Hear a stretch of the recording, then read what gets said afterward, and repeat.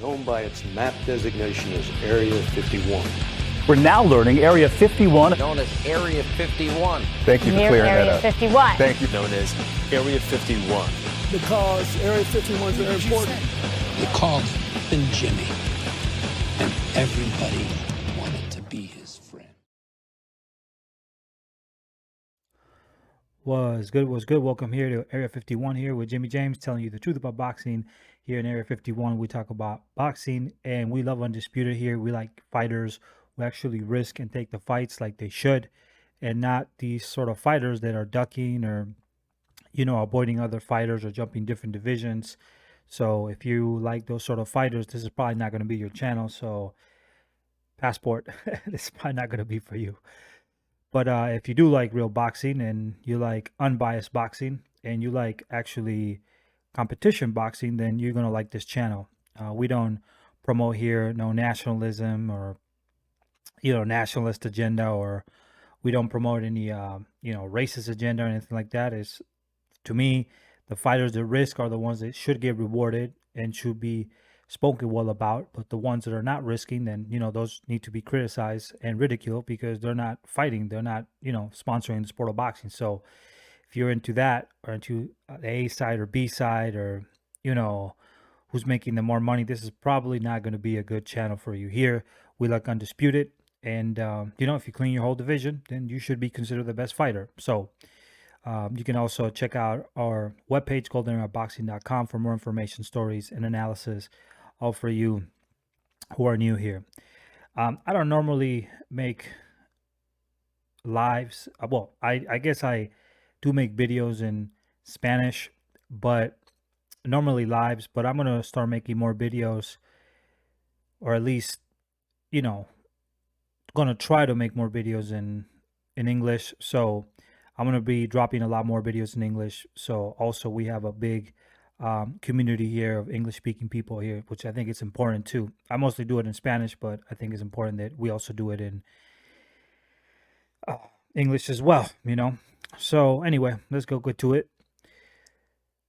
A lot of people right now are picking Gervonta Davis to win against Ryan Garcia.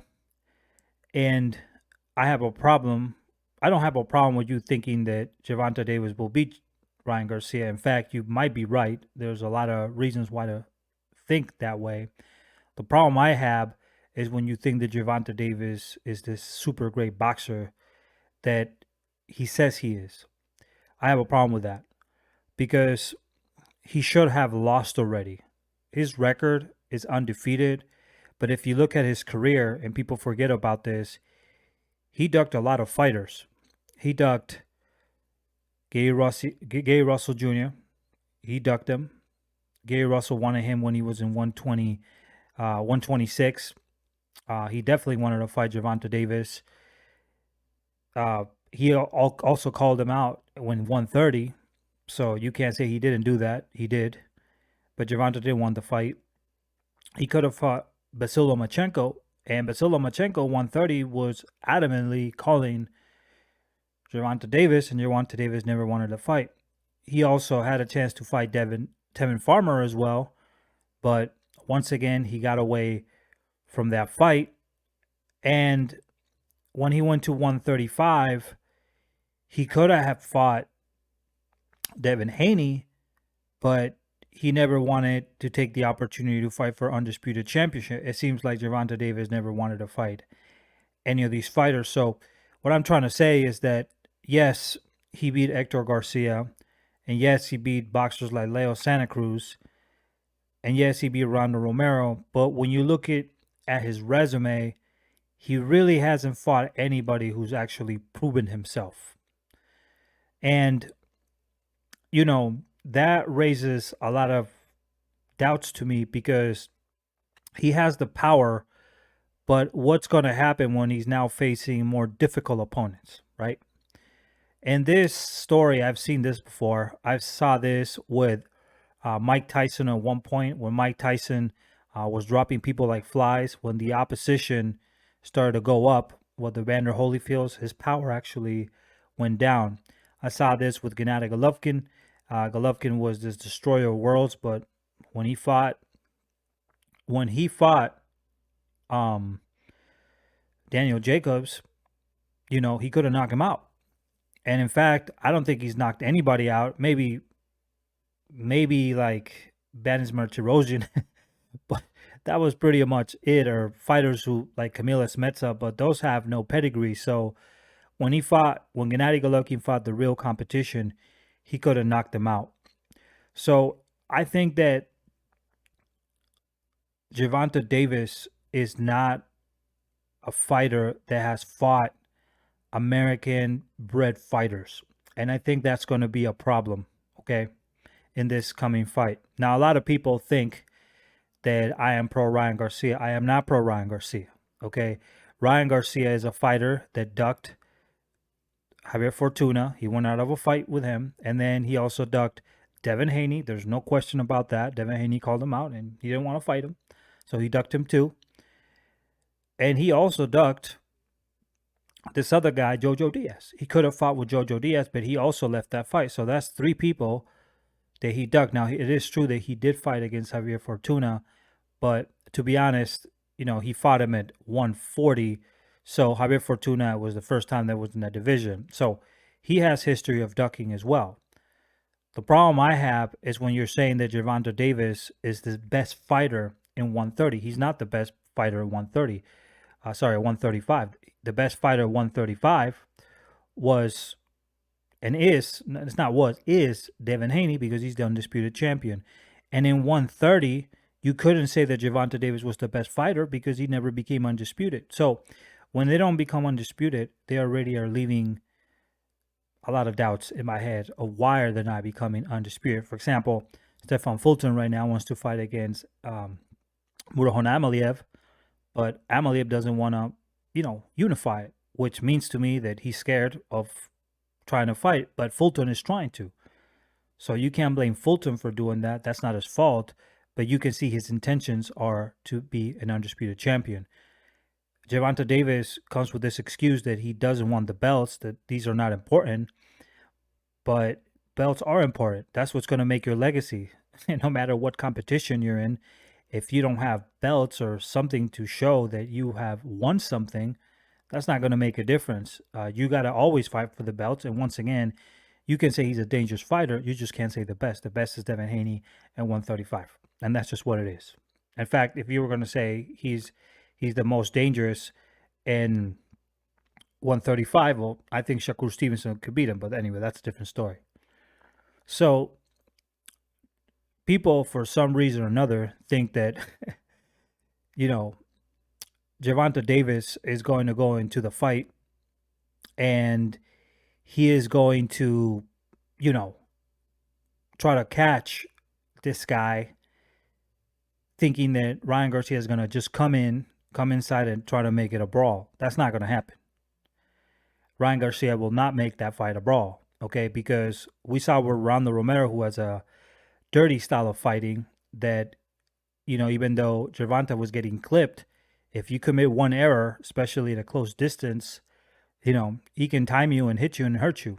And Ronaldo Romero lost that fight because he should have been smarter. He was actually, in my opinion, winning the fight, but he needed just to be smarter with his punches, and he didn't. Hector Garcia went face to face with Gervonta Davis, and I thought that he was actually doing pretty good in that fight, but he got too close. Same with Leo Santa Cruz. And Pitbull Cruz, pretty much, even though he survived against Gervonta Davis, in the end rounds, Gervonta Davis was having a tough time. But, Gervonta Davis beat that fighter as well.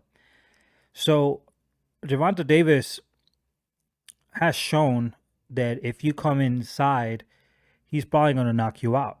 But I just don't think that with Joe Goosen in his corner, Ryan Garcia is going to make that sort of mistake. I just doubt it. And he has the length.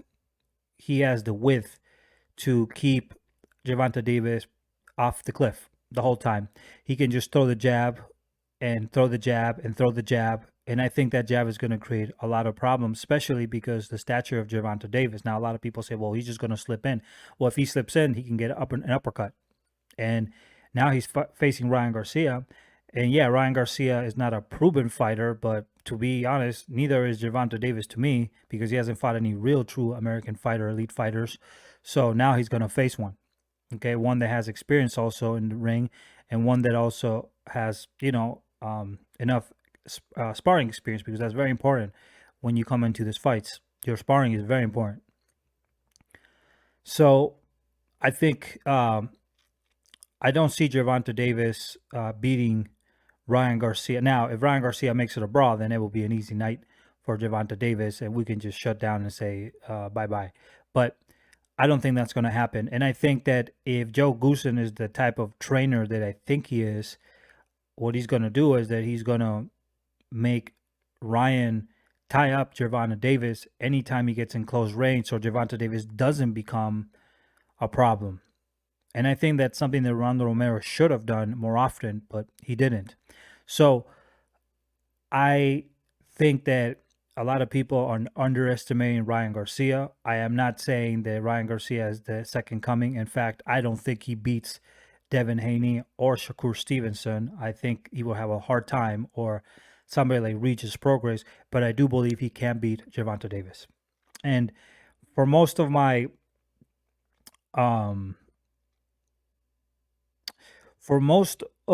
the analysis that I've made through different fighters, and I've been right many times when I analyze the fighters coming up, and I think I might be right this time as well. Now, I could be wrong, though. Gervonta Davis, like I say, he has the power, but my predictions, for the most part, I say out of 10 predictions, 2 didn't go too well, but the other 8 I did as expected.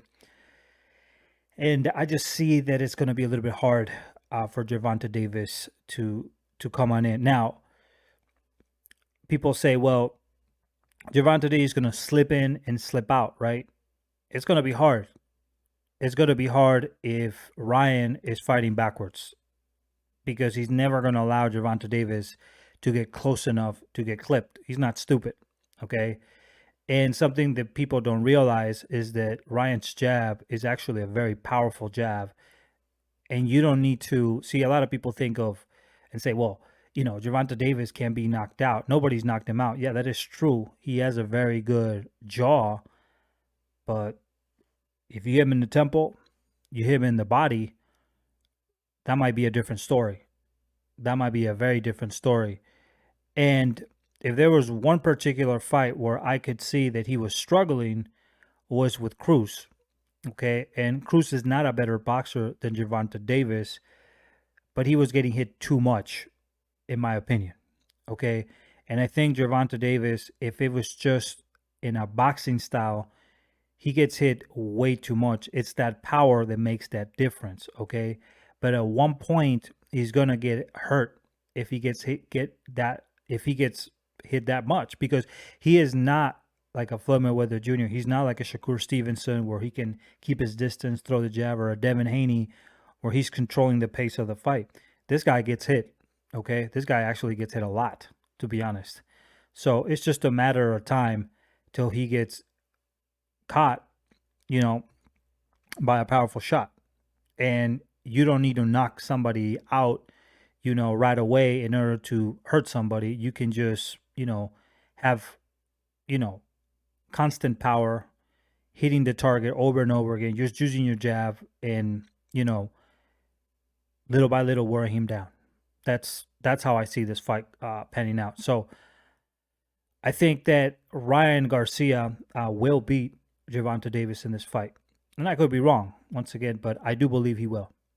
I think a lot of people are underestimated him. And people, they're saying that this is going to be the same fight as the other fights that he's had. Is not. Ryan Garcia does not necessarily fight like the Mexican-American style of fighters, which are basically a little bit more rugged. He doesn't do that. He maintains his composure, okay? And he's fast. So that's going to be a problem. So I think this will end up in TKO, and I think we're going to see a surprise in this fight. Now, another reason why I think that Ryan will win, okay, is because I don't think that Gervonta Davis really did want this fight to start with, okay? And I could see that in other fighters. I can see that in fighters like Errol Spence Jr. when they talk about, or reporters have talked to him about Terrence Crawford. He seems to not like it, and he's made all sorts of excuses to not fight Terrence Crawford. Okay, even trying to go with 154. Now, they said they're negotiating now, but it doesn't seem to me he wants that fight just by his attitude. And I can tell that Gervonta Davis, didn't necessarily want this fight either. Okay, but it sounds ridiculous if you duck Ryan Garcia because people think Ryan Garcia is a joke. So he had to take this fight for his own honor, and he did. But the thing that got me is the fact that he put a rehydration clause. Okay. Now, one of the criticisms that I had with Canelo Alvarez, which I think that Canelo is a fraud, is because that's what he does to other fighters. He puts a lot of rehydration clauses. And when you start doing that to fighters, you are draining them. So the haters of Canelo Alvarez now excusing Gervonta Davis for having a rehydration clause, that just sounds stupid as fuck. And to be honest with you, it sounds very hypocritical because I'm against rehydration clauses in general. But if you're saying that, Canelo is having rehydration clauses, therefore Gervonta Davis is excused for doing that, no, it doesn't even make sense why you're attacking Canelo Alvarez, because that's one of the things that he does that people complain about. And I complain about it. I don't think that's fair. So it's funny how a lot of people are not criticizing Gervonta Davis because a lot of Gervonta Davis fans happen to be sometimes Canelo fans as well. That's what I realized. So I don't think that making Ryan, not go up more than 146 pounds, I don't think that that's really going to be good for him because now let's say he does beat Ryan Garcia. Now, remember, he beat Ryan Garcia, but he beat him with a rehydration clause. That doesn't go away because that is like an advantage. And they say, well, he's the A side. He can do all that. Bro, I don't care if he's the A or B side. If you went against Mario Barrios, and who was a much bigger guy than Ryan Garcia, and you didn't give him a rehydration clause, why are you doing that to Ryan if you think he's going to be that easy? It's just not going to look good if you beat him. So I think that was a mistake from his end to do that. But if he did do it, in my opinion, that's because he thinks that Ryan is more dangerous than he is. And so a lot of people say, well, it's fair for Gervonta because in the end of the day, he's the A side and he can make these stipulations. Yeah, you say that, but Gervonta Davis is in 135. He's fighting a catch weight already of 136, which automatically does benefit him to start with. So that's not only he's fighting a catch weight, but now he's putting a 10 weight limit clause, 10-pound weight limit clause. So that is even more advantage. That sounds like a Canelo Alvarez to me. That's what Canelo Alvarez did with Sergey Kovalev. The only difference is that he got him in his way out. But that's what he did with Daniel Jacobs. And a lot of people are saying also, well, what he needs to do is that, the contract, might be specifying that in the morning of the fight, he can only wait 146, but you don't know that. And I highly doubt that they're stupid enough to say something like that or to put in the contract something like that. They're probably going to do that. What they're probably saying is, 2 to 3 hours before, the fight, you can go ahead and try to wait as much as you can. That's what I think it's in the contract, because it's not like I've seen it in fights before. Rehydration clauses, they don't put those rehydration clauses in contract 8 or 9 hours before the fight. They don't do that. They do that like 2 to 3 hours prior to the fight,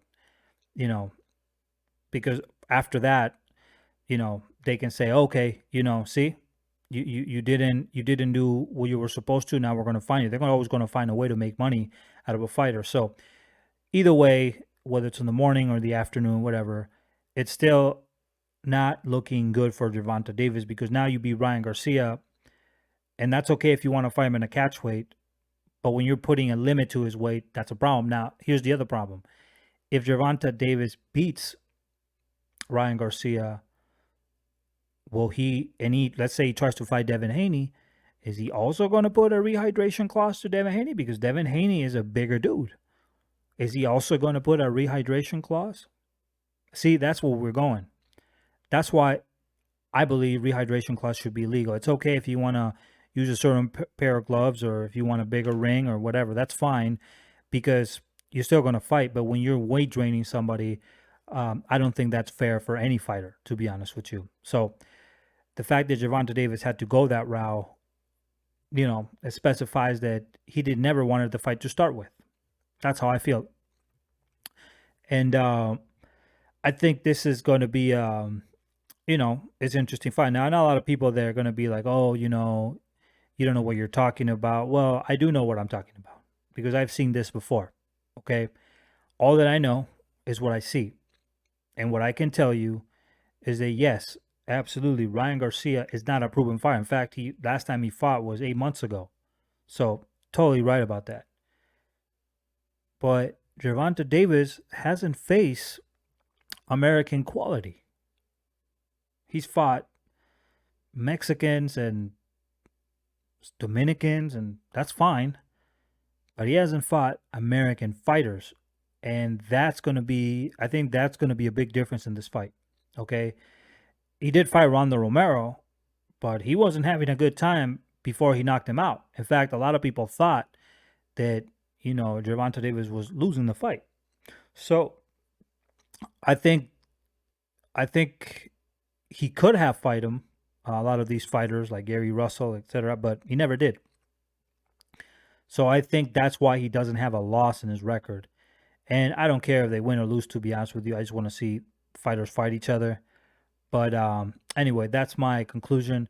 I think that Ryan Garcia will beat Gervonta Davis, also because he has Joe Goosen in his corner, and I think that will help him as well. So I could be wrong. Once again, there's no 100% prediction rate, but I will put my money on Ryan. I think he'll beat him. That's my opinion. So anyway, give us a like, show us some love here in Golden Era, subscribe, and we'll talk to you a different day. Hagone, like they say, Hagone, like natives say in New Mexico. And, to the next video. Peace out.